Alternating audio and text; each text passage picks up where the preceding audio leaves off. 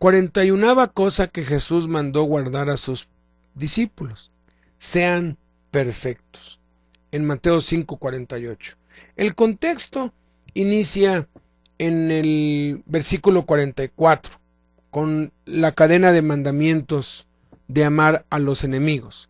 Dice Mateo 5:44 al 48: pero yo les digo, amen a sus enemigos, bendigan a los que los maldicen, hagan bien a los que los aborrecen, y oren por los que los ultrajan y los persiguen, para que sean hijos de su Padre que está en los cielos, que hace salir su sol sobre malos y buenos, y que hace llover sobre justos e injustos. Porque si amas a los que te aman, ¿qué recompensa tendrás? ¿No hacen también lo mismo los cobradores de impuestos? Y si saludan a sus hermanos solamente, ¿qué hacen de más? ¿No hacen también así los gentiles que no conocen a Dios? Sean pues ustedes perfectos, como su Padre que está en los cielos es perfecto. La perfección a la que aquí se refiere Jesús no es la de la infalibilidad, sino la de madurez. Y en el contexto, como acabamos de leer, Jesús nos enseña que Dios es perfecto, maduro espiritualmente, porque hace salir su sol sobre malos y buenos, y llover sobre justos e injustos.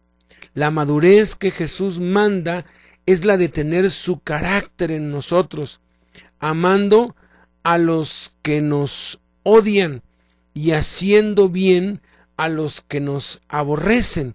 Esa es la verdadera esencia de la vida en Cristo. Un ejemplo supremo de este amor es el rey David. Él era un varón conforme al corazón de Dios.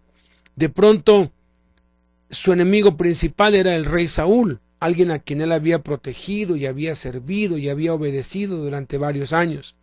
Pero el rey Saúl le entró la envidia, los celos, y por el temor a perder su trono y su reino, lo empezó a ultrajar, lo empezó a perseguir, y David tuvo que salir huyendo, y a donde iba David, allí iba persiguiéndolo el rey Saúl. En 2 ocasiones el rey David tuvo en sus manos a el rey Saúl para matarlo. Dios lo puso en sus manos. Pero David decía esto: no voy a tocar al ungido del Señor, no voy a poner mi mano sobre el ungido del Señor, que Dios me libre, que sea Dios quien haga justicia. Y eso es algo que agrada mucho a Dios. Debemos dejar la venganza a Dios, no debemos vengarnos nosotros mismos, debemos dejar lugar a la ira de Dios, porque suya es la venganza, Él dará el pago. Nosotros no somos quienes para dar el pago a nadie. Él es el juez justo, Él es el que tiene que juzgar entre nosotros y nuestros enemigos que nos hacen daño. Y esto tiene que ver con madurez espiritual, porque nos es muy fácil hacerle bien al que nos hace bien, nos es muy fácil amar al que nos ama, nos es muy fácil orar por aquel que nos beneficia, pero nos es imposible, a menos que tengamos el Espíritu Santo y tengamos a Cristo, orar para bendecir a nuestro enemigo, orar para hacerle bien al que nos aborrece.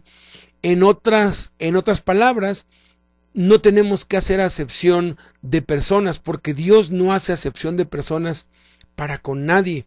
En este punto, entonces, ser perfecto significa no hacer acepción de personas, significa amar a los enemigos, significa hacerle bien a los que nos aborrecen, significa tener una actitud de intercesión, de amor hacia aquellos que nos rodean, no solamente interceder por los nuestros, por nuestros amigos, sino también interceder, amar, bendecir, hacerle bien a aquellos que nos odian, aquellos que nos aborrecen.